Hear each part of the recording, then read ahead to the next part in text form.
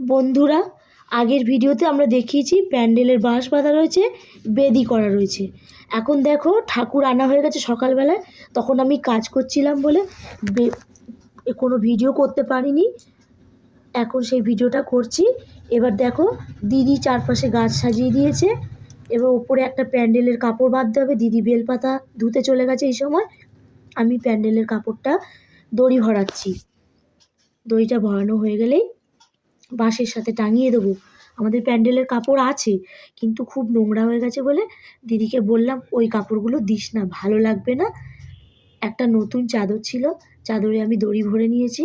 এখন যাচ্ছি গিয়ে এই যে এখন আমরা এটা বাঁধবো। এই বাঁধা হয়ে গেল, দিদি সুন্দর করে সেট করে দিয়েছে।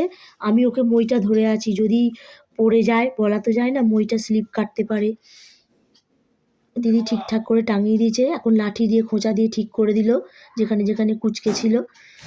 এবার রিবন দিয়ে আমার ছোট ছোট সব সাঁকড়ে আছে, তারা বলল কি রিবন দিয়ে সাজাই, বলে রিবনগুলোকে দিয়ে সাজাচ্ছে। আমিও ওদের সাথে হাতে হাত লাগিয়ে দিয়েছি।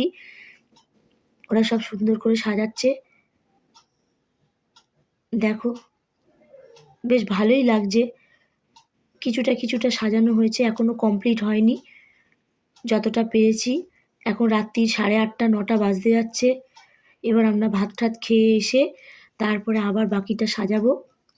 রাত্রিবেলা তিরপলটা ওই ছেলেগুলো আসবে, বলেছে যে ওরা টাঙিয়ে দেবে। এই ওরা সব এই যে এসে গেছে। ওরা সব দেখতে গেছিলো, বাজি পোড়ানো দেখতে গেছিলো, এসে গেছে। এবার মই দিয়ে উঠবে, উঠে তিরপলটা টাঙাচ্ছে। ওই যে টাঙিয়ে দিয়েছে, টাঙানো হয়ে এসছে।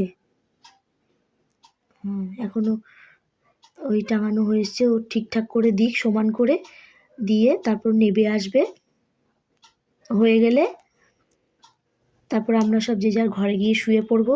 আবার তো ভোরবেলায় উঠতে হবে অঞ্জলি দেওয়ার জন্য, রেডি হতে হবে, সব জোগাড়জাটি করতে হবে। তো বন্ধুরা দেখো ও নেবে এসেছে, এবার ও শুতে চলে গেল। মইটা সরিয়ে দেওয়া হলো। বন্ধুরা দেখো কীরকম লাগছে আমাদের প্যান্ডেলটা। যদি ভালো লেগে থাকে একটা লাইক, শেয়ার আর সাবস্ক্রাইব করে দিও।